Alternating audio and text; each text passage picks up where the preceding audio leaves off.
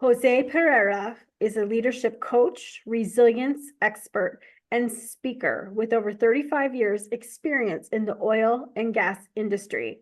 His life took a profound turn when he was held hostage for nearly 5 years in a foreign country where his faith became his source of strength. He shares his journey in his book, From Hero to Villain, My True Story of the Citgo Six, exploring lessons of resilience, faith, and personal transformation. Today, Jose is dedicated to helping leaders find balance, resilience, and purpose in their lives through coaching and speaking. Jose, welcome to the BRI Talks stage. Well, thank you very much. And thank you, Terry Lee, for having me. Thank you for allowing me to be in this incredible event. By the way, I've been hearing all the speakers that I'm in awe. They're very, very nice speakers. So, yeah. And I want to, when Terry Lee invited me, this is a topic, gratitude really resonates a lot with me. Because I'm very honored to talk about this because this became part of my journey. So those that doesn't know me, as Terry Lee introduced me, my name is Jose Pereira. And I did this career in the oil and gas. As Terry Lee mentioned, I did more than 3 decades in the oil and gas. And I believed that I had a successful career. I was in the pinnacle of my career. And for me, I was proud, that all what I did in my life. And at that moment, I was planning to get retired. So I was really feeling that I was great, but there was something missing in my life, that I was not expressing gratitude. I was not expressing gratitude because I discovered today that you can have a successful life or you can have a successful career. You can even be a rich guy. But if you believe that that is because of you, you're missing it. Because really, who multiply is God. Who really gives you the abundance is God. And that's why you have to express gratitude. But I didn't know it. But at that moment, that was the missing piece in my life. So let's go back to November 2017, because there comes this journey. I was, as I said, getting retired. I was in retirement mode. And I received a last-minute call to go to Caracas. I'm a dual citizen, and I was working to Citgo Petroleum that belong to PDVSA, that is a Venezuelan oil company. So I flew to make a presentation. I was like a keynote because there was almost 1,000 people in the meeting room, and I was presenting revamping of a refinery. And everybody was happy, standing ovation, everybody, a lot of applause, and everybody coming to me saying, hey, wonderful. And, again, I thought that I was wonderful, that everything was okay. And that became to be an ambush, and we became to be, as Terry mentioned, an international hostage. We were victims, we became political pawns, what was the geopolitical situation that was going between the two governments of the U.S. and Venezuela. By the way, we never signed for that. So that was what happened to us. So now we lost our freedom. I lost my freedom. I lost my career. I lost everything. And we were in a very dark moment. And we were clueless. We didn't know what was going on. We didn't know what was going to happen for us. But there comes how God began to do his work.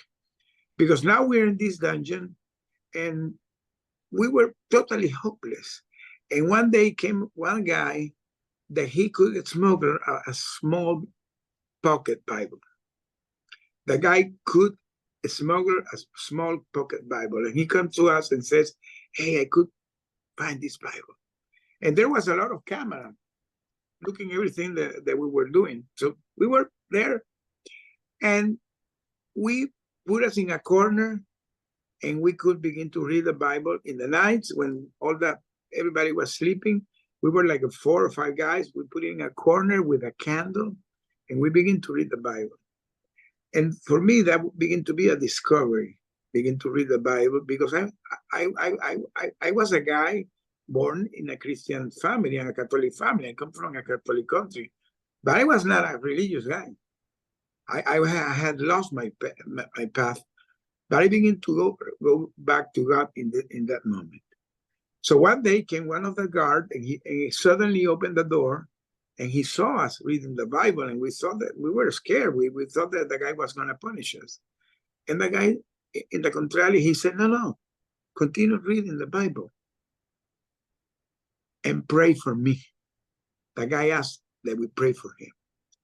And we got like in shock. Wow. And the day after, the guy came with, and he brought us a full-size Bible. A full-size Bible. And he said, you are officially authorized to read the Bible. And now we begin to read the Bible, and now we begin to be more involved reading the Bible, and we begin to follow the scriptures, and we found meaning. We begin to see the things that in a totally different way. And when we begin to see, for example, the passage of Paul and Silas, how even they were in prison like we were, they were singing and expressing gratitude because they had faith in God. And then we read the book of Job, that was going to a incredible ordeal like we were going, but Job never lost his path. He always was praising God. So they were expressing gratitude even in the darkest moment. And that for us was like a revelation.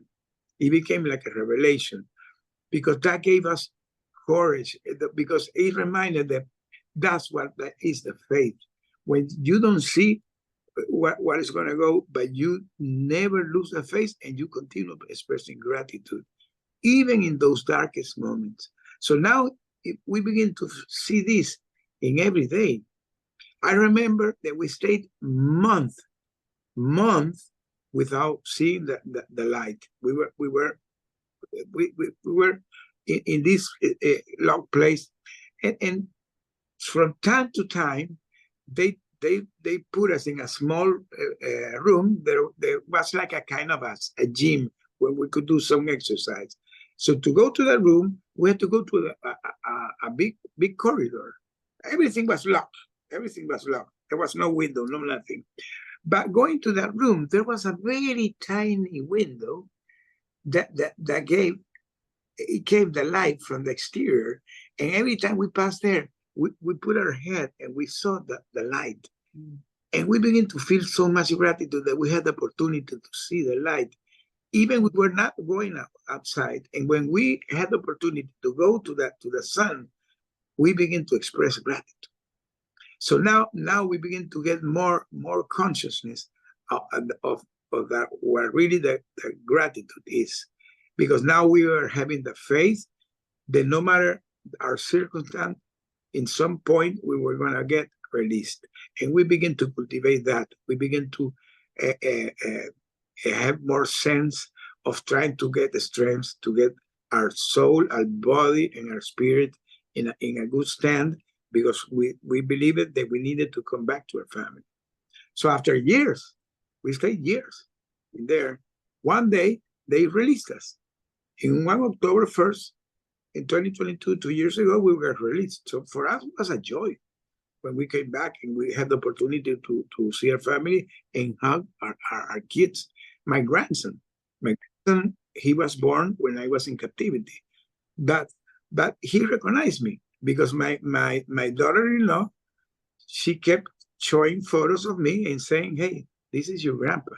And when he saw, he began running, grandpa. And now I'm hugging him. So I remember the first day I came back, my daughter-in-law said, Mr. Pereira, I want you to go with me to my church. And I went to the church. And when I came to that, I had years without going to a church. And when I go inside the church, my church, I had 2 years going to my church. When I saw that, and praising and the lights and everybody praising God. I said, what is this? I didn't recognize it because I had come after years. I was coming like in a time machine, a word that I didn't recognize. I didn't know even how to handle a phone, and now I'm here in, in the house of God. And for me was a boost in my faith, and I felt the joy, and I said, God, you did a miracle in me. The day after, I had two dogs. I have two pugs.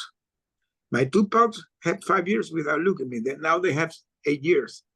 When I left them, they had 3 years. They recognize me because the dogs have that. They have short memory, so they recognize me. So now the day after, awaking early in the morning and walking my dogs. Now we're in October. I live in Houston, very hot city. But in October, it was breezy and it was cold. So now I'm walking my dogs in a breezy morning. All the bushes and the trees, moving with the breeze, and I'm feeling the breeze and walking my dog. And I said, God, this is what gratitude is. Because gratitude is that, even in the small things in life, expressing it. So today, I really feel the joy because I found my purpose. And that's why I decided to become a leadership and resilient coach. That is what I am today, because I found that the only way I could express the gratitude to God was putting my expertise that I had in my previous life, doing leadership positions, and now all the tribulation, the resilience I have to face, that I combine it and expressing gratitude to help others. So that's why I decided to craft my coaching program. I created a coaching program called the Unbreakable Spirit Leadership that is designed to leaders, to entrepreneurs, and to professionals, how they can withstand their adversities. And I'm preparing a new program that is for a high-level C-suite, because I discovered that I was missing that piece in my life, expressing the gratitude and regaining the balance between your business success and your personal fulfillment, because that is what the gratitude is. When you feel the joy of the fulfillment, because that's the way, if you're a leader or you're a business owner, and you can be now abundant, but now you're more conscious of that because you're walking with the grace of God, and now you have joy.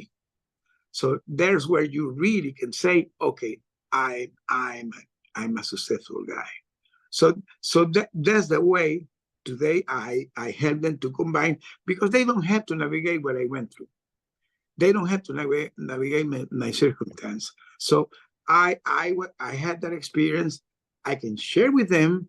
I can help them, because they can be victim of their own beliefs. Maybe they're not physically hostage, but many people are hostage or what they think. They have their own prison, So that's part of what today I do. And I decide to share my story in my book. I wrote my book that is called From Hero to Villain, my true story of the Silgo Six, where I deep dive into my journey. But it's not only the journey. For me, it's the reflection of how I rediscovered God, how I found my faith, I found my path, I discovered my purpose, and I express gratitude. And every day, every morning, today, 4 a.m. in the morning, I awake and I pray with my wife. And the first thing that we do is express gratitude, because we're awaking, because we're breathing, because we have our dogs, because our kids are okay, that everything is okay, and we're healthy, and we can move on. So today, for me, 4 a.m. in the morning is a clock, awaking and expressing gratitude. So for me, talking this today, what I want to put in the audio so everybody can hear this after recording is, Never lose that. You can be a successful person in your life. Good for you. But never lose that everything comes from God, and you have to express gratitude. Always express gratitude. So, well, for those that want to know more about me or want to know more about this, I have my webpage. My webpage is very easy to get. It's joseconnect.com. You can go there, or you can connect with me with joseconnectonline.com. It's my calendar. If anybody wants to have a conversation, in my webpage, I have a very funny. It was with a friend that we did it. I have a quiz that you can take. What type of leader you are?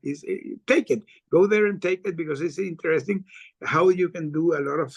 It's a poll that you do. You take the quiz and it will determine what type of leadership you have. If you're a purpose-driven leader, or you're a visionary leader, or you're a servant leader, so you can determine the type of leader you are. So today, for me, expressing the gratitude is so important. And I'm a speaker. I became a speaker, but much more, I will continue expressing gratitude for God. Every day I have a podcast every Monday where I talk about building resilience and leadership, because I believe that this is a way that today I can express gratitude, sharing with others, because that's the way that today I see the life.